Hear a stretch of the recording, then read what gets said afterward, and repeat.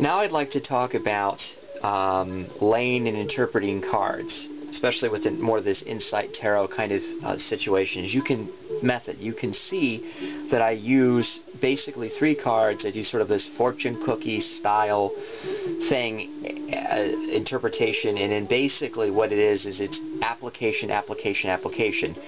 I don't care about anyone's talk. I don't mainly look at people with my ears. I look at them with my eyes, and my eyes are trained on their hands and on their feet. That tells me what a person really thinks and believes. Nothing like actions. You know, actions speak louder than words. We have someone at the work site who likes to declare a lot of what they're good at or not good at.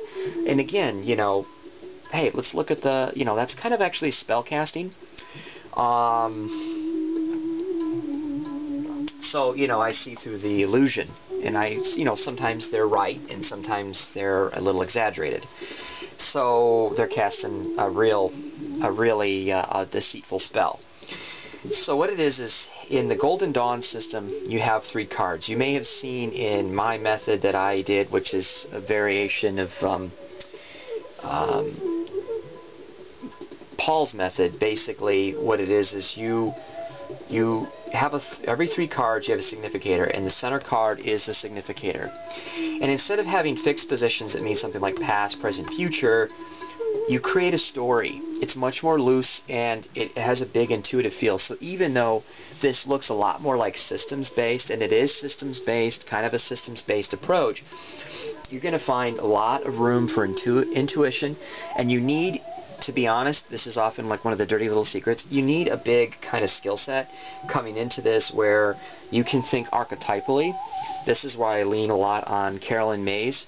I listen to her tapes. I just have a few of them, and I listen to them a lot, again and again and again. I work with her archetypal deck. I only have a single one, and I go through and look at my archetypes, question them, take some out, put some back in, and say on further reflection, this is an always and never in my life.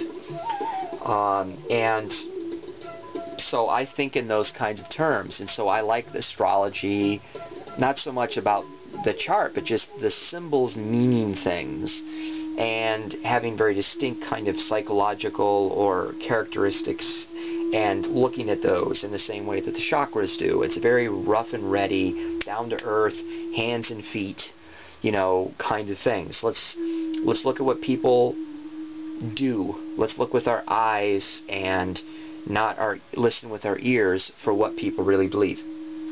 And so this is basically what this is about.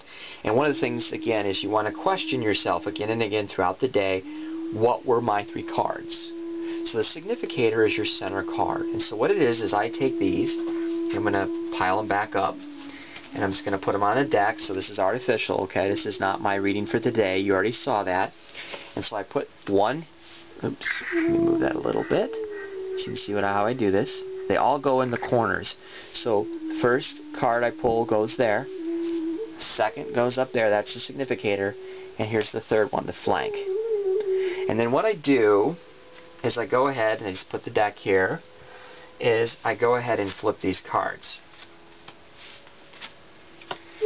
Now, what it is the various positions on this, and a little hard to see, let me move it down just a touch. Oh, my leg's in the way. Sorry about that. But there is a, see the line? Okay, so basically what it is these positions mean things.